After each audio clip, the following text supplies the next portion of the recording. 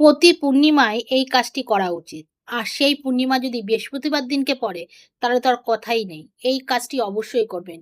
এই জিনিসটি মা লক্ষ্মীকে যদি আপনি অর্পণ করতে পারেন, মা লক্ষ্মী বিশেষভাবে আনন্দিত হয় এবং সেই জিনিসটি যখন প্রসাদ স্বরূপ আপনি ছোট, ছোট বাচ্চার হাতে, কুমারী মেয়েদের হাতে দেবেন, তখন কিন্তু মা লক্ষ্মী আরো বেশি সন্তুষ্ট হয়। কি জিনিস? দেখুন, কালকে পড়েছে রাখি পূর্ণিমা, বৃহস্পতিবার দিনকে সকালবেলায় রাখি পূর্ণিমা লেগে যাচ্ছে ৮টা চুয়ো ৪৪ মিনিটে। এই ৪৪ মিনিটে পূর্ণিমা যেহেতু লাগছে, যারা বৃহস্পতিবারে পুজো আচ্চা করবে, তারা অবশ্যই মা লক্ষ্মীকে ফুল ফল দিয়ে পুজো দেওয়ার সঙ্গে, সঙ্গে কালকে অবশ্যই পরমান্ন রান্না করে দেবে, সেটা মিশ্রি দিয়ে।